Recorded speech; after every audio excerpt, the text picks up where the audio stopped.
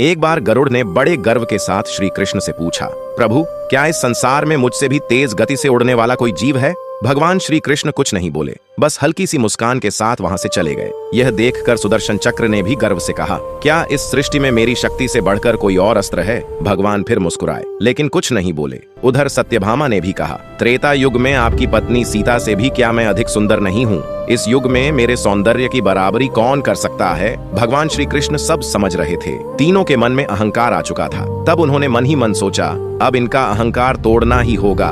उन्होंने गरुड़ को बुलाया और कहा, हिमालय की गुफाओं में एक महान वानर तपस्या कर रहा है, जाकर उससे कहो कि द्वारका में राम और सीता उसकी प्रतीक्षा कर रहे हैं। फिर सुदर्शन चक्र से कहा, द्वार पर पहरा देना, चाहे कोई भी आए उसे अंदर मत आने देना। और सत्यभामा से कहा, तुम महारानी की तरह सजकर बैठो। गरुड़ गर्व से हिमालय पहुंचे और हनुमान को संदेश सुनाने लगे, लेकिन उनकी बात पूरी भी नहीं हुई थी कि हनुमान गरुड़ से भी कई गुना तेज उड़कर निकल गए। गरुड़ बस देखते रह गए। कुछ ही क्षणों में हनुमान द्वारका पहुंच गए। द्वार पर सुदर्शन चक्र ने उन्हें रोकने की कोशिश की, लेकिन हनुमान रुके नहीं। उन्होंने बिना समय गंवाए उसे निगल लिया और सीधे अंदर पहुंच गए। भगवान श्री कृष्ण राम के रूप में बैठे थे। हनुमान तुरंत उनके चरणों में गिर पड़े। प्रभु, भगवान ने मुस्कुराकर पूछा, हनुमान, क्या किसी ने तुम्हें रोका नहीं? हनुमान बोले, स्वामी, एक चक्र ने रोकने की कोशिश की थी, लेकिन यदि उससे युद्ध करता तो आपके दर्शन में देर हो जाती, इसलिए उसे हटा दिया। फिर हनुमान की नजर सत्यभामा पर पड़ी। उन्होंने पूछा, प्रभु, यह दासी कौन है? मेरी माता सीता कहाँ है? बस यही वह क्षण था। गरुड़ का वेग, सुदर्शन चक्र की शक्ति और सत्यभामा का सौंदर्य, तीनों का अहंकार टूट चुका था। तब भगवान श्री कृष्ण मुस्कुराए और सबको समझ आ गया,